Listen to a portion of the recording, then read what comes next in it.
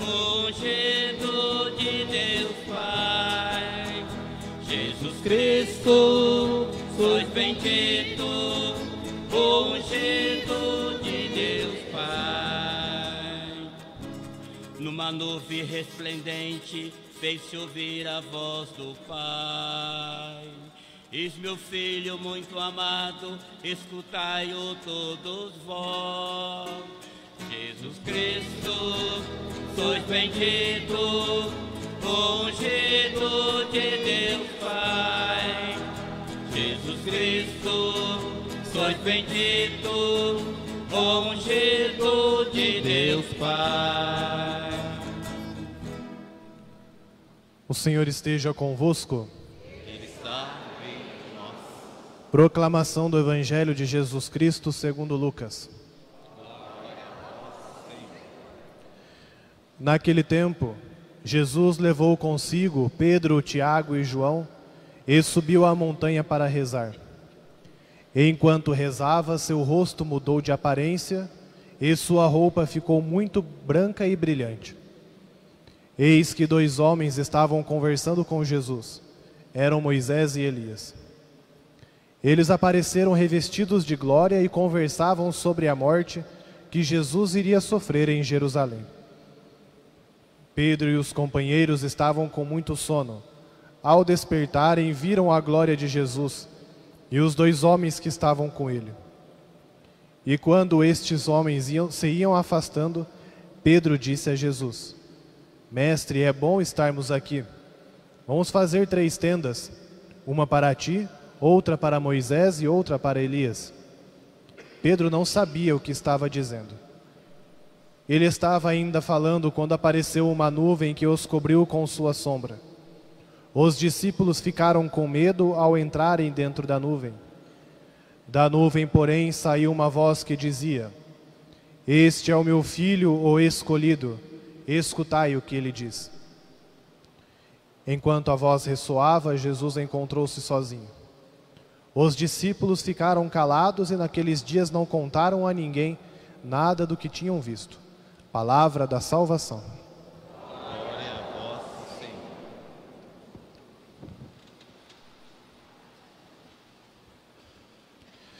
Os irmãos e irmãs, estamos então celebrando o 2º domingo da Quaresma.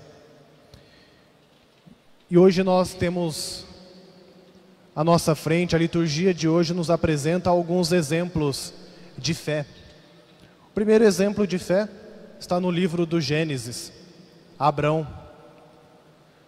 Abrão era um homem que já não tinha mais perspectiva nenhuma de vida.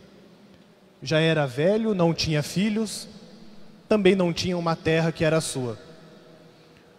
Mas mesmo com essas dificuldades, com esses percalços na sua vida, Abrão nunca desanimou. E aqui nessa primeira leitura, nós temos uma prova da sua fé.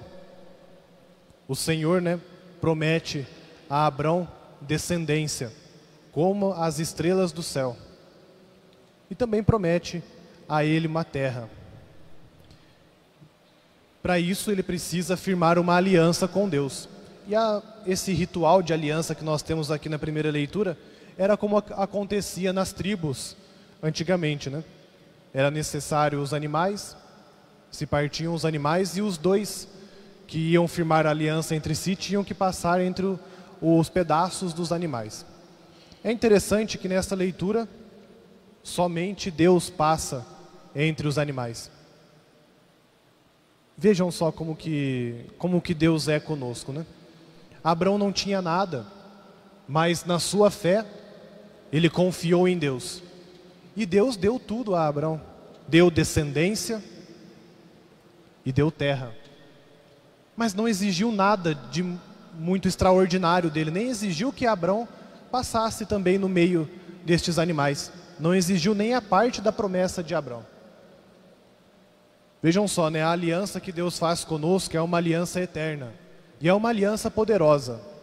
Vocês já me escutaram dizer, que quando Deus faz uma aliança conosco, Ele nunca quebra essa aliança. Ele sempre cumpre a aliança que Ele fez conosco. Não importa a nossa falta de fé, não importa a nossa infidelidade a esta aliança, como foi depois que aconteceu na história de Israel, né? Deus dá tudo a Israel, Deus dá tudo ao povo judeu, e o povo judeu trai ao Senhor pela infidelidade, através das idolatrias, adora outros deuses, também se dá a outros reis, né? Mas mesmo assim, a aliança de Deus conosco exige de nós algumas coisas, exige de nós fidelidade a essa lei, mesmo que Deus seja fiel quando nós não somos fiéis. Isso não é desculpa, né, para nós não sermos fiéis à lei de Deus. A gente não pode dizer, Deus vai ser fiel sempre a mim, então eu posso fazer o que eu quiser. Não é bem assim, né? Esse tempo da quaresma nos ensina isso. Nos ensina que se nós não nos converter a Deus, se nós não convertermos e mudarmos a nossa mentalidade, o nosso jeito de ser, Deus depois vai nos falar lá no reino dos céus, eu não vos conheço. A gente pode bater na porta lá do céu, mas Deus vai nos falar, eu não vos conheço. Nós precisamos nos converter, precisamos ter atitudes que mudem a nossa vida, né?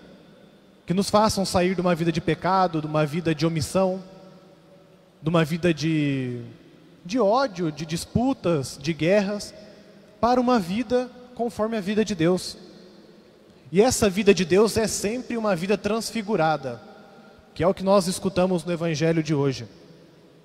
E é interessante, né? Nós podemos nos questionar, por que a liturgia da igreja coloca para nós o Evangelho da transfiguração do Senhor bem no meio da quaresma?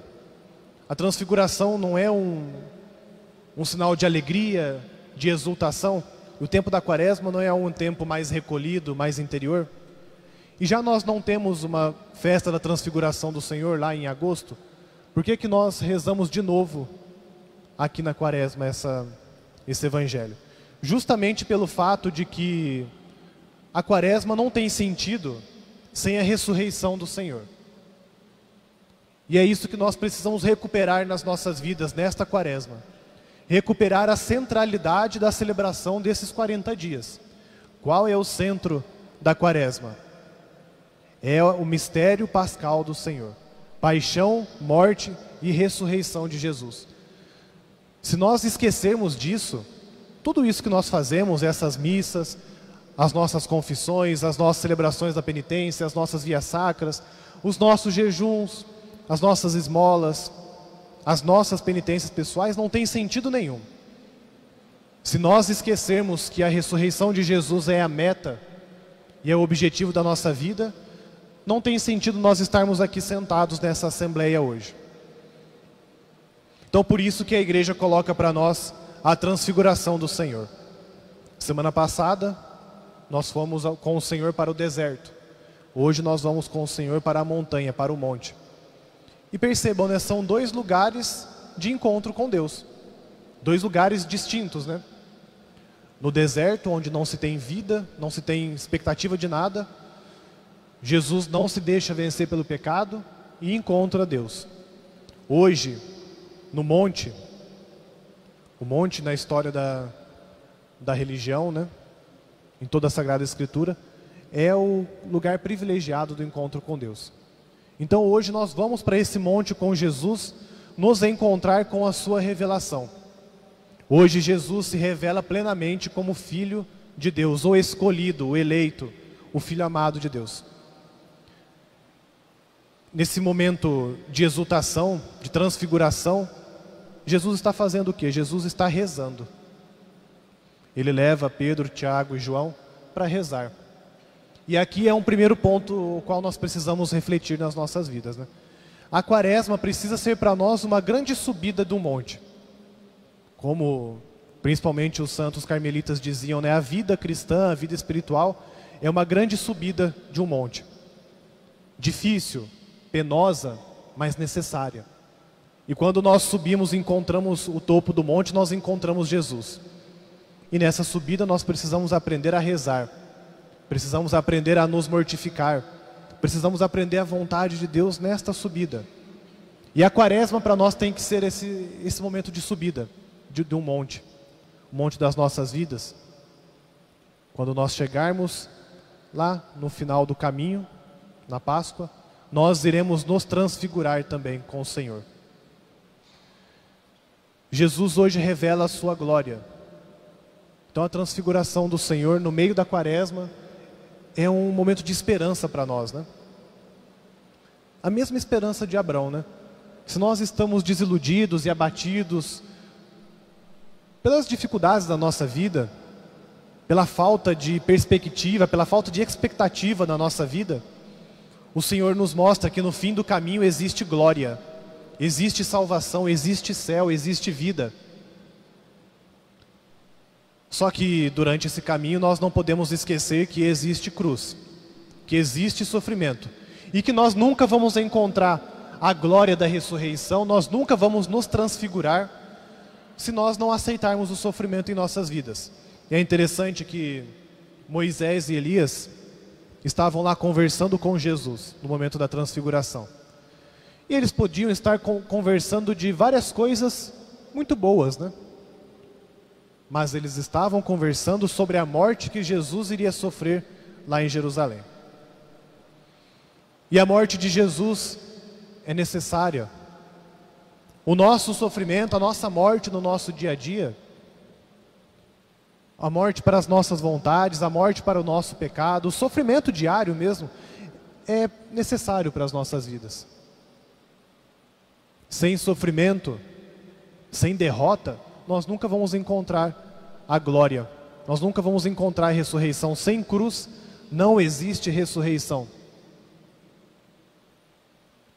E nós podemos encontrar a perspectiva da nossa vida, então, a expectativa da nossa vida na cruz.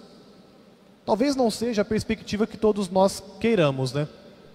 Talvez não seja a expectativa de vida de todos, né? Ninguém quer sofrer, ninguém quer morrer na cruz, ninguém quer dar a sua vida pelo outro, porque é sofrido, né? É difícil. É difícil ser humilhado, é difícil se humilhar, mas é necessário. Jesus só venceu porque se deixou ser vencido. Jesus só venceu porque foi considerado perdedor na cruz. Nós só venceremos se nós também formos considerados perdedores com Jesus nesta cruz. Se nós tivermos coragem de abrir os nossos braços também, de dar a nossa vida, de sermos pregados neste madeiro também no nosso dia a dia. Em cada instante, em cada palavra que nós guardarmos para nós, em cada momento que nós escolhermos não ter razão, em cada momento em que nós darmos um pouquinho da nossa vida para que o outro, que não tem nada, para que o outro tenha vida. E a quaresma então nos ensina justamente a aceitar esse caminho, né? Por isso que nós fazemos penitência, por isso que nós fazemos jejum, por isso que nós damos esmola, por isso que nós ajudamos, fazemos caridade para os outros. Porque tudo isso tem que gerar algo em nós. E tudo isso para nós não é fácil, né? Não é fácil fazer penitência de uma coisa que nós gostamos. Não é fácil fazer jejum. Não é fácil dar esmola para aquela pessoa a qual nós julgamos. Eu não vou dar dinheiro para ela, não sei o que ela vai fazer. Mas é necessário, é tempo de fazer isso. Não é fácil, às vezes, nós intensificarmos a nossa oração. Que às vezes para nós rezar é difícil. Mas esse tempo da quaresma nos ensina tudo isso e nos ensina a aceitar esse caminho de Jesus. O nosso destino então é ser transfigurados. A segunda leitura vai dizer isso, né? Um dia os nossos corpos serão glorificados, serão como o corpo de Jesus, um corpo glorioso. Só que nós não podemos esperar o final da nossa vida para transfigurar a nossa vida. Não podemos esperar o momento da ressurreição no fim dos tempos. Não podemos esperar o momento da morte para nós pensarmos na transfiguração. Nós precisamos nos transfigurar a cada dia, a cada momento, a cada instante. E é isso que Jesus nos pede, né? Que Deus fala, né? Este é o meu filho, o escolhido. Escutai o que ele diz. Como que nós vamos transfigurar? Como que nós vamos transformar a nossa vida? Escutando o que Jesus diz. Escutando a sua palavra. Cumprindo a sua palavra. Do mesmo modo como nós aprendemos semana passada, né? através da Escritura, através da Palavra de Deus, que nós conseguimos vencer as tentações da nossa vida. É através da Palavra de Deus, através do Verbo encarnado, Jesus Cristo, que nós conseguimos transformar e transfigurar a nossa vida no dia a dia. A nossa transfiguração, então, tem que começar já, começar hoje. Convertei-vos e crede no Evangelho. Essa é a palavra de Jesus, né? É a palavra de Deus, é a Escritura que nos fala. Então escutemos isso, é o próprio Pai que nos manda, né? Este é o meu filho, o escolhido, escutai o que ele diz. Se Jesus pede de nós conversão, se Jesus pede que nós nos afastemos dos nossos pecados, se Jesus pede que nós mudemos de vida, por que ainda nós insistimos em continuar com essa vida, às vezes medíocre, essa vida sem vida, essa vida imersa no pecado, essa vida imersa na morte? Por que nós insistimos em continuar assim? Que a quaresma então desse ano seja uma quaresma diferente. Se a quaresma do ano passado não gerou tantos frutos na nossa vida, não vamos deixar que a quaresma desse ano seja igual, não. Porque pode ser a nossa última quaresma. E pode ser tarde para nós nos convertermos. Pode ser tarde para nós nos transfigurarmos. E não tenhamos medo da vida, não tenhamos medo de sofrer. Mais uma vez dizendo, a transfiguração de Jesus é esperança para nós. É esperança que depois desta vida aqui na terra, nós vamos abraçar uma vida eterna, uma vida sem sofrimento, uma vida de alegria sem fim. E não tenhamos medo, como Pedro teve, né? Interessante que no Evangelho diz, né? Pedro não sabia o que estava dizendo. Pedro queria montar 3 tendas, queria continuar naquela glória, não queria descer. Não queria ir para Jerusalém, não queria aceitar a morte de Jesus. Não sejamos insensatos como Pedro. Vamos enfrentar a vida. Vamos enfrentar os sofrimentos. Vamos abraçar esse sofrimento que Cristo nos apresenta. Porque no final do sofrimento, no final da vida, existe transfiguração, existe Páscoa, existe ressurreição. Que Deus nos ajude.